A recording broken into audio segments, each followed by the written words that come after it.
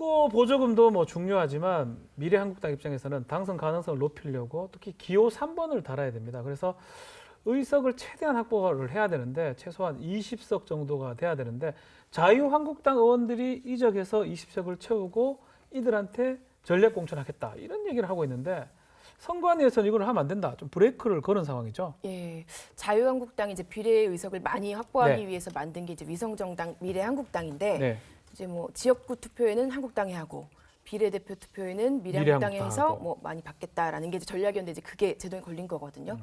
한국당이 지금 인재 영입을 쭉 해오고 있는데 최근에 뭐 그 윤봉길 의사 장손녀의 네. 윤주경 전 독립기념관장 영입되고 네. 이런 인재들 그리고 불출마 선언한 의원들 있잖아요. 그리고 네. 비례대표지만 아직 지역구를 못 정한 의원들 다 옮겨와서 비례대표 순번을 주는 게 사실은 계획이었는데 그럴 걸로 전망이 됐는데 그게 사실 불투명해진 거예요. 그쵸. 선관위가 비례대표 후보자를 정할 때 정당이 자의적으로 전략 공천하면 안 되고 반드시 당원과 대의원, 선거인단 투표를 거쳐서 해라 이렇게 결정하면서 차질이 불가피해졌습니다. 네. 그럼 그럼 가려고 이제 하겠습니까?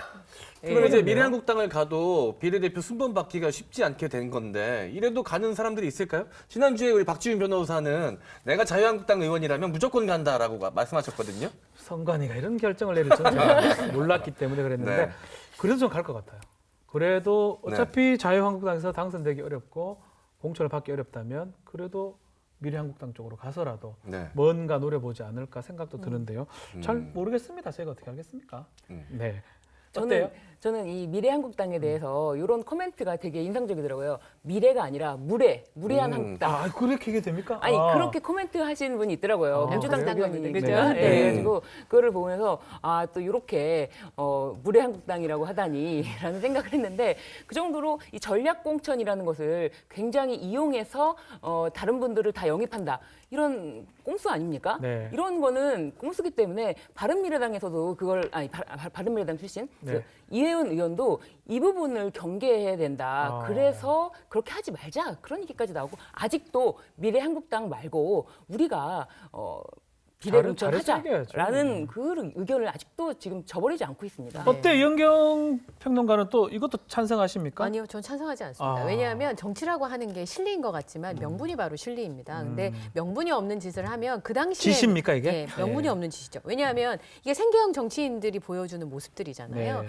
이런 것이 얼마나 다 호응을 받을 수 있을 것인가에 대한 생각을 좀 해야 된다라는 생각이 들고 네. 그런데 이제 현실로 가보면 보좌관들이 요즘 되게 바빠요.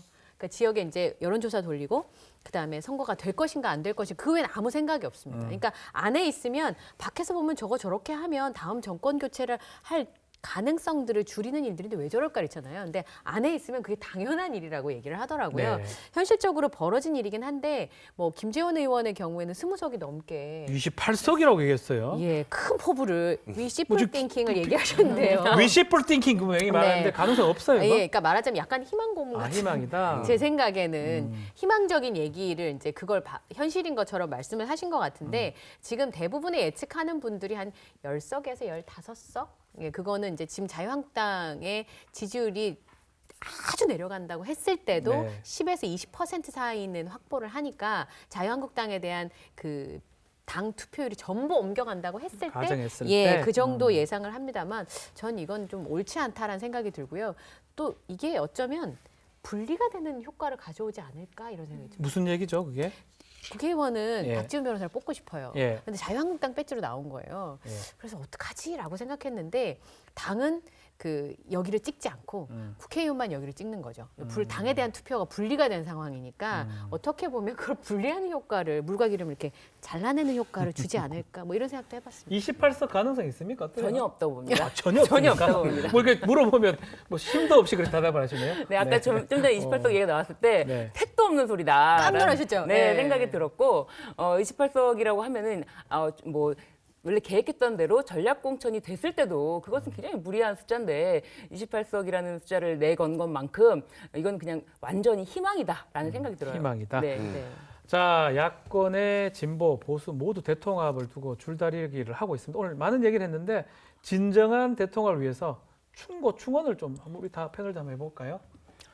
진정한 대통합을 위해서라면 뭐 너무나 진부한 얘기가 될 수 있을 것 같아서 사실은 좀 국민을 위한 통합이어야 되지. 아, 저는 진부하지 않습니다. 그게 정답이에요, 사실은. 정답입니까? 그건 변하지 않습니다. 당연하죠. 당락을 위해서 현재 내 당석과 의석을 뭐 맞바꾸고 뭐 무소속 이런 통합은 의미 없다. 그렇기 때문에 지금 국민들이 통합에 대해서 감흥을 못 느끼는 부분도 있습니다. 그렇기 때문에 무엇이 과연 국민을 위하는지 진정성이 있다면 그 정책은 과연 무엇을 내놓는 것인지 지금 뭐 신종 코로나 때문에 지금 그래요. 나라가 많이 어수선한데 이때 의원들이 함께 힘을 합칠 수 있는지 이런 게 과연 통합이지 단순히 당대당 통합하고 이런 건 의미 없다고 봅니다. 지금 마지막 2월 국회의원들이 무엇을 일을 국회에서 어떤 일을 할지 그걸 보여주세요. 아, 좋습니다. 네. 우리 네. 이영경 평론가 한번 쓴소리 좀 해주십시오. 예, 지금 그 야구로 치면 지금 스토브리그죠. 스토브리그. 예, 예. 지금 전력을 잘 구축하면 이제 봄부터 야구를 잘 할 수 있습니다.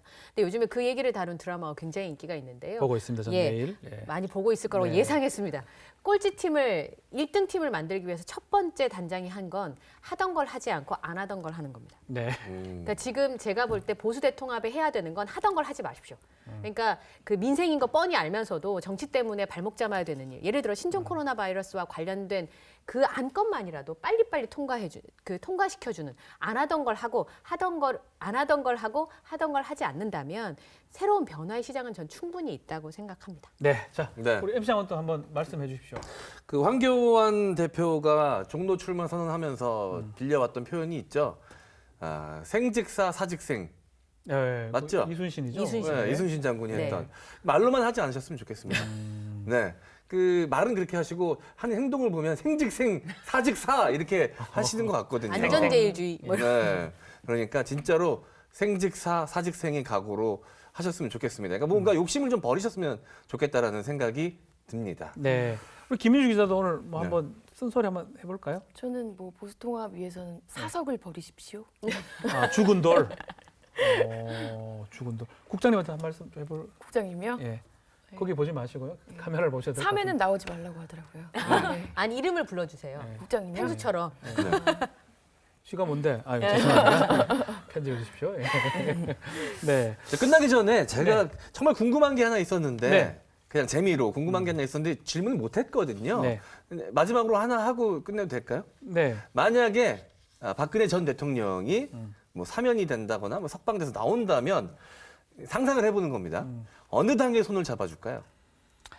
뭐 그럴 가능성은 거의 전 희박하다고 보지만 희박하지만 이제 상상을 해본다면 나온다면 우리 공화당 올것 같아요. 네, 저도 그렇게 그런 느낌 많이 들어요. 그렇죠. 네. 아무래도 가장 열심히 해주니까. 소통 자체를 거기하고만 네. 한다고 제가 알고 있거든요. 근데 또 나오면 달라지지 않습니까? 아니, 나와도 실제로 권력과 연결이 되려면 아니, 저는 나와도 똑같다고 생각합니다. 왜냐하면 그 분이 한 번 틀어주면 다시는 안 네. 본다라는 얘기를 제가 많이 들었거든요. 근데 네. 황교안 대표와도 안 좋잖아요. 지금은 들린 안 얘기로 좋죠. 유승민 책상을 안 의원하고 줘가지고 좋겠습니까? 옛날에. 네. 그런 상황이기 때문에 잡아주진 않을 것 같습니다. 이런 얘기는 있었어요. 한국당에서 박근혜 전 대통령이 선거의 여왕이었었잖아요. 네. 그래서 총선을 앞두고 수도권과 보수를 위해 조용히 집으로 가실 것이다. 집으로 아무것도 하지 간다. 않고 조용히 가더라도 효과가 있을 것이다. 이 선거의 말입니다. 여왕이기 때문에. 글쎄요. 나오지도 못할 것 같긴 한데 예, 궁금했습니다 좀 개인적으로. 어렵다고 예. 봅니다.